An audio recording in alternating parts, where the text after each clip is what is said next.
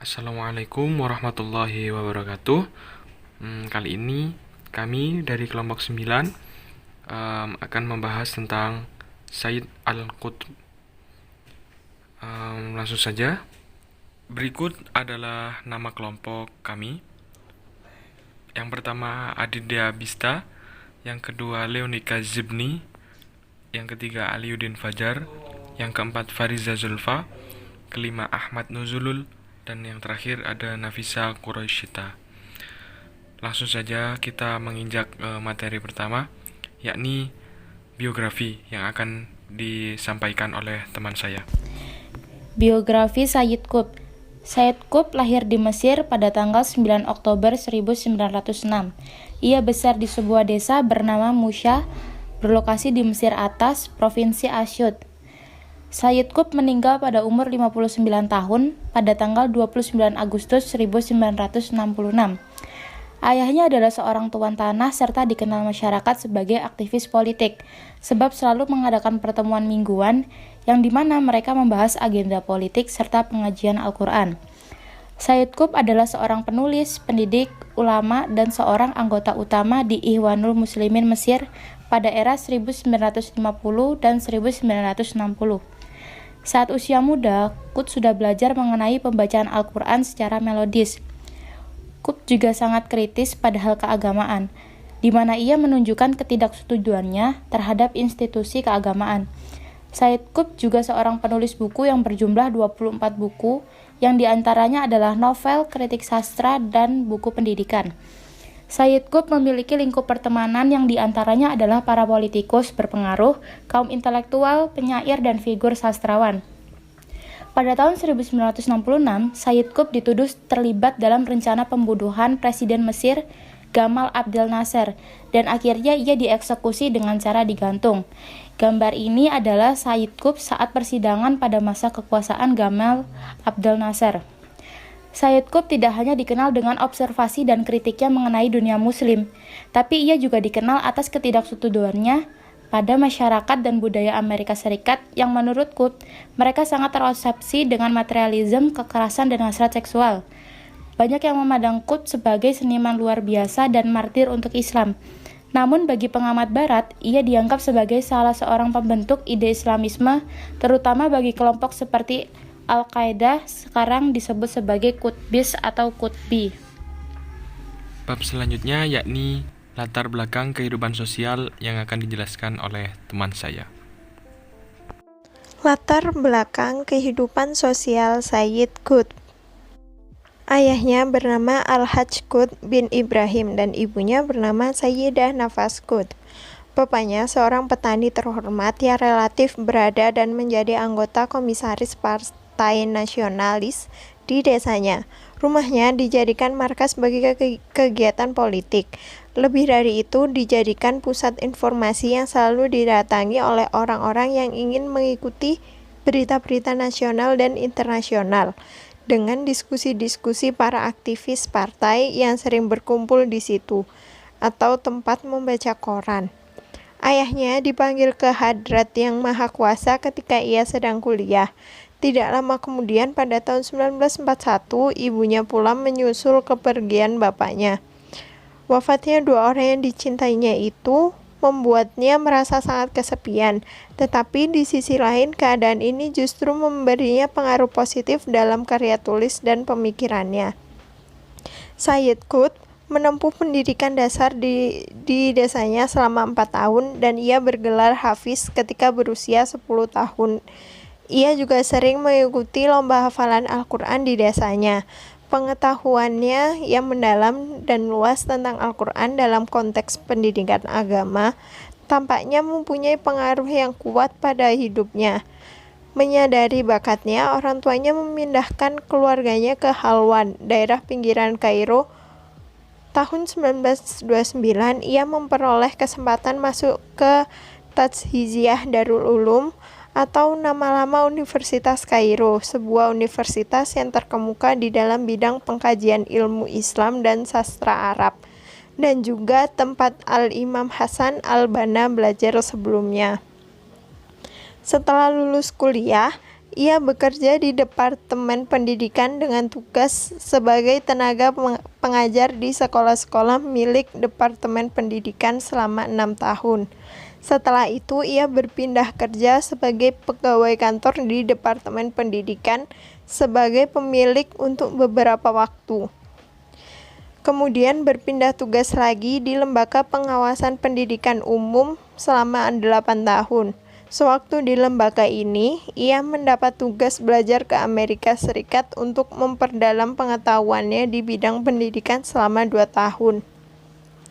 Ketika di sana, ia membagi waktu studinya antara Wilson's Teachers College di Washington atau saat ini bernama The University of the District of Columbia dan Greeley College di Colorado. Lalu setelah selesai ia meraih gelar MA di universitas itu dan juga di Stanford University. Menginjak bab selanjutnya, yakni akan membahas tentang karya-karya yang dihasilkan oleh Sayyid Al-Qutb. Berikut penjelasannya akan dijelaskan oleh teman saya.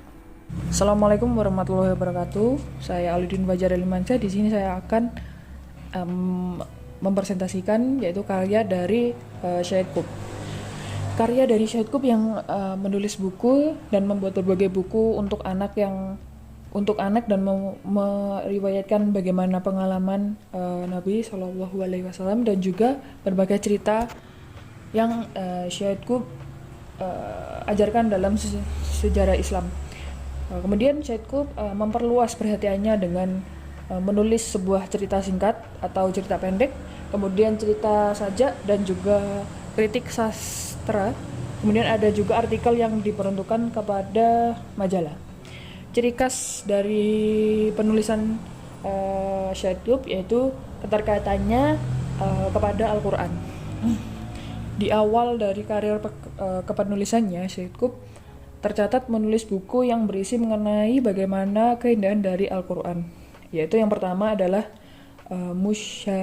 Musyahidat Al-Qiyamat fi Al-Quran dan Al-Fani fi Al-Quran yang ditulis pada tahun 1948 dan diterbitkan sebuah karya monumental. Lalu yang kedua adalah Al-Ijtima'iyah fi Al-Islam atau keadilan sosial yang ada dalam Islam. Kemudian yang ketiga adalah fi Zilal Al-Quran atau di bawah naungan dari Al-Quran yang ditulis ketika berada dalam penjara. Kemudian yang keempat adalah As-Salam Al-Alami wa Al-Islami atau sebuah perdamaian internasional dan juga Islam yang telah diterjemahkan menjadi bahasa Inggris universal dan juga Islam. Kemudian yang kelima adalah Anak Al-Adabi Usulahu wa Anhijahu yang berartikan sebuah kritik sastra, kemudian prinsip dasar dan juga beberapa metode. Kemudian yang keenam adalah Marakah Al-Islam wa Ar-Shumaliyah atau perbentukan dari Islam dan juga kapitalisme. Kemudian yang ketujuh adalah Fi Al-Islam Tarikh. Kemudian yang ke-8 adalah Fikrah wa Manhaj, sebuah teori dan juga metode dalam sejarah. Kemudian ke-9 adalah Al-Mustaqbil lil Haza al-Din, di masa depan agama Islam. Lalu yang ke-10 adalah Mutawa Islam atau perwujudan dari masyarakat Islam. Kemudian yang ke-11 adalah Marakatunama al-Hadarah atau perbenturan kita dengan Yahudi. Kemudian yang terakhir yang ke-12 adalah Al-Islam wa Muskilah al-Hadarah atau Islam dan juga berbagai problem dari kebudayaan. Syed Qutb ketika semasa menempuh pendidikan di Kairo menceritakan bagaimana cara mengajar yang masih kaku kemudian lugu dan juga analitik dengan menggunakan buku-buku yang berisikan tafsir. Syed Qutb sendiri merasa bahwa para penafsir yang ada di dalam buku tersebut tidak begitu memahami bagaimana Al-Quran secara keseluruhan. Kemudian setelah dibaca dan juga melakukan kajian dengan menggunakan keindahan dan juga estetika, Syed Qutb mulai menulis Taswira Fanifi Al-Quran, kemudian memberikan dua kesimpulan dari karyanya tersebut. Yang pertama adalah menggambarkan suatu artistik yang merupakan suatu metode ekspresi yang utama Al-Quran dan juga prinsip dasar yang bertujuan untuk keseluruhan selain legislasi. Kemudian yang kedua yaitu keseluruhan dari kandungan Al-Quran dengan menakjubkan terpadukan dengan kesatuan, tujuan dan juga sasaran. Sedangkan dari karya Masyadid Al-Huyamah fil Al-Quran yang ditulis yaitu guna melengkapi dari karya sebelumnya, Tafsir Syed Qutb yang memiliki keinginan untuk melakukan penjabaran dari ciri khas sistem penangkapan dan dengan berbagai karakteristik, yaitu melalui ayat yang memiliki hubungan dengan permasalahan kiamat. Karena Syed Qutb menilai bahwa dari ayat yang menceritakan kiamat, kisah, model dari manusia, kemudian pelukis kondisi dan kejiwaan, konkretisasi dan juga makna dari abstrak kepada semua itu memiliki model dan juga penggambaran yang cukup khas dari beberapa ayat yang memiliki hubungan dengan hukum. Pada buku Syed Qutb juga di dalam buku Syed Qutb juga memaparkan bagaimana konsep mengenai keadilan yang ada di dalam Islam dan dengan melalui berbagai asas yang ada di antaranya, yaitu kebebasan jiwa, kemudian persamaan kemanusiaan dan juga jaminan sosial, kemudian persamaan kemanusiaan dan juga jaminan sosial. Syed Qutb juga mengingatkan untuk umat manusia bersatu padu untuk merealisasikan syariat dari Islam ke dalam amaliyah yang sudah diletakkan asasnya tersebut. Sekian dari saya. Wassalamualaikum warahmatullahi wabarakatuh.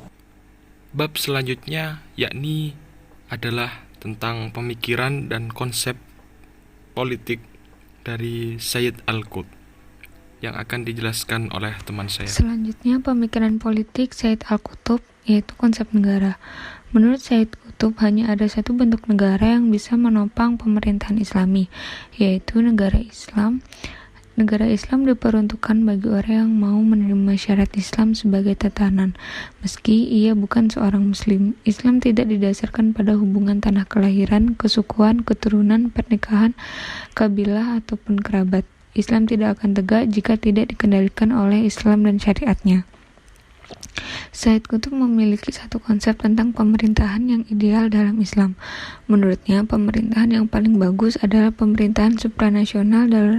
Dalam sistem ini, wilayah negara meliputi seluruh dunia Islam dengan sentralisasi kekuasaan pada pemerintahan pusat yang dikelola atas prinsip persamaan penuh antara semua umat Islam yang terdapat di seluruh penjuru dunia Islam, tanpa adanya fanatisme ras dan kedaerahan. Tentang pemanfaatan atensi pendapatan yang dimiliki oleh daerah diutamakan untuk kepentingan daerah itu sendiri, dan apabila masih ada lebihnya, maka akan disetorkan ke Bait al-Amal atau bendahara pemerintah pusat sebagai milik bersama yang akan dipergunakan untuk kepentingan bersama.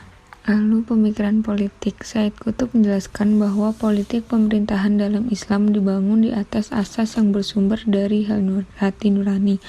Lebih dari sekedar dibangun di atas asas syariat, ia dibangun atas asas bahwa Allah selalu hadir setiap saat di sisi para penguasa dan rakyat, menguasai segala sesuatunya. Namun demikian tidak bisa dipahami bahwa sistem sosial Islam hanya dibangun atas asas yang bersumber dari hati nurani saja. Akan tetapi yang mesti dipahami adalah bahwa dalam Islam terdapat jaminan lain selain yang ditetapkan melalui syara.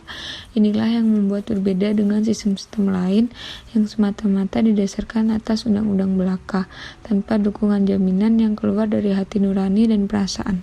Selanjutnya, yakni kita akan mendengarkan tentang analisis kontekstualisasi pemikiran Sayyid Al-Qutb yang akan dijelaskan oleh teman saya. Nah, kita masuk di bagian yang terakhir, yaitu analisis kontekstualisasi pemikiran Sayyid Qutb di Indonesia. Sayyid Qutb menyebutkan bahwasanya ada 3 asas yang menjadi dasar dalam menjalankan sistem pemerintahan. Yang pertama, keadilan penguasa. Di sini dimaksudkan dengan penguasa ini harus adil dalam menentukan kebijakan maupun keputusan tanpa pandang bulu terhadap seluruh rakyatnya. Nah, dari asas keadilan penguasa ini saya contohkan dengan Presiden ketiga Republik Indonesia, yaitu Pak B.J. Habibie. Beliau ini kan menggantikan Pak Soeharto yang mengundurkan diri dari jabatan presiden. Dari beberapa obituari mengenai Pak Habibie, saya menarik kesimpulan bahwasanya para jurnalis menyatakan bahwa Pak Habibie ini bukanlah figur yang begitu tertarik dengan politik. Mengapa? Karena ketika ia memimpin Indonesia pada masa itu, beliau memerintahnya ini berdasarkan naluriah atau firasat, bukan karena kalkulasi politik.